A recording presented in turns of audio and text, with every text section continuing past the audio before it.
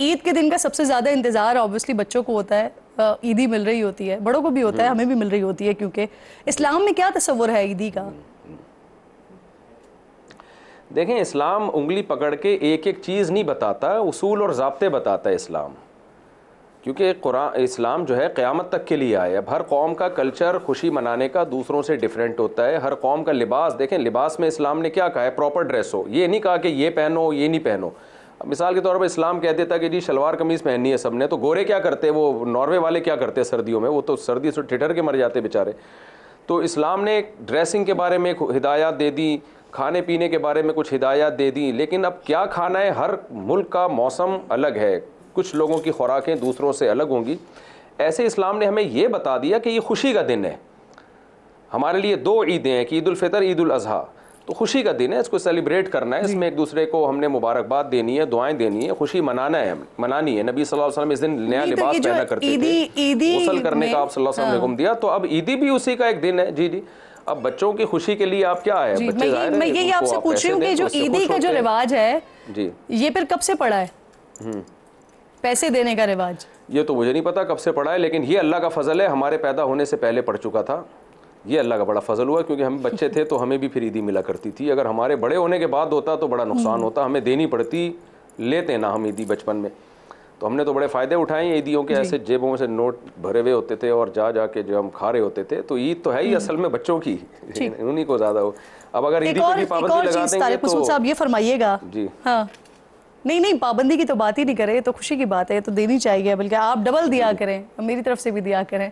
आप मुझे ये फरमाइए सर कि उलमा कराम अपने बयानात में जब बात कर रहे होते हैं तो वो अवाम को एक कौम बनने की तलकीन कर रहे होते हैं, होना भी यही चाहिए। तफरीक ख़त्म करने का दर्स दे रहे होते हैं, होना भी यही चाहिए। लेकिन दूसरी तरफ अहले दीन में से हम देखते हैं, एक को अहले हदीस, दूसरे को बरेलवी, तीसरे को देवबंदी, इस तरह से कहकर पुकारा जाता है, ऐसा क्यों? देखें, पुकारना तो गलत है, किसी को देवबंदी कह के बुलाना, अहले हदीस कह के बुलाना, हम सब मुसलमान हैं। हुवा सम्माकुमुल मुस्लिमीन, अल्लाह ने हमारा नाम मुस्लिम रखा है, तो हमें अपने ऐसे नामों से याद नहीं करना चाहिए। मेरे नाम के साथ लोगों ने देवबंदी लगाया हुआ था, मैंने उसको हटवाया है।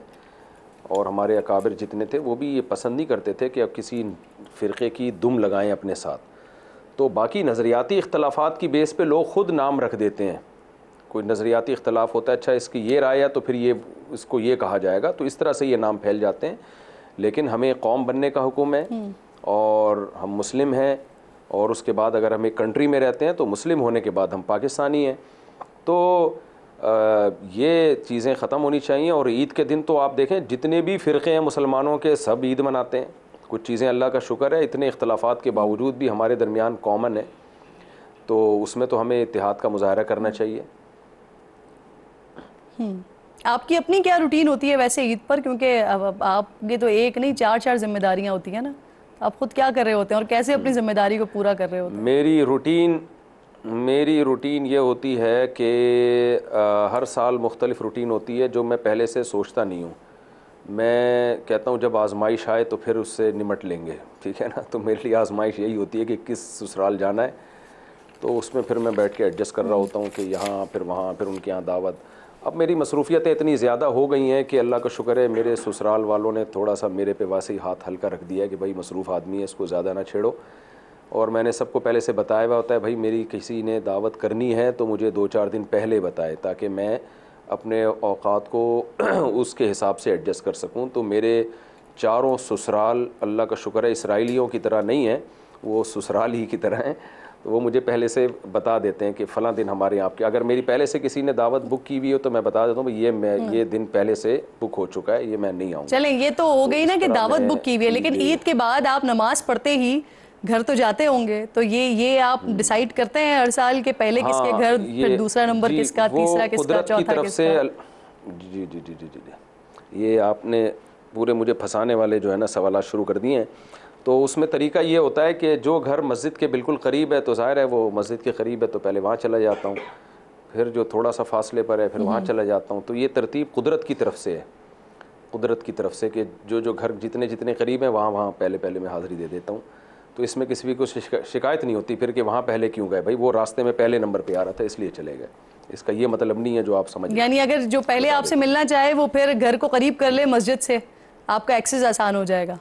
हाँ ये लेकिन ऐसा है, वो इतने घर बट नहीं रहे ना कि अपनी मर्जी से जो जहाँ चाहे घर ले लें, तो घर तो सबको दिए हुए हैं, तो जो पहले करीब हो तो जी। वहाँ पहले चला जाता हूँ।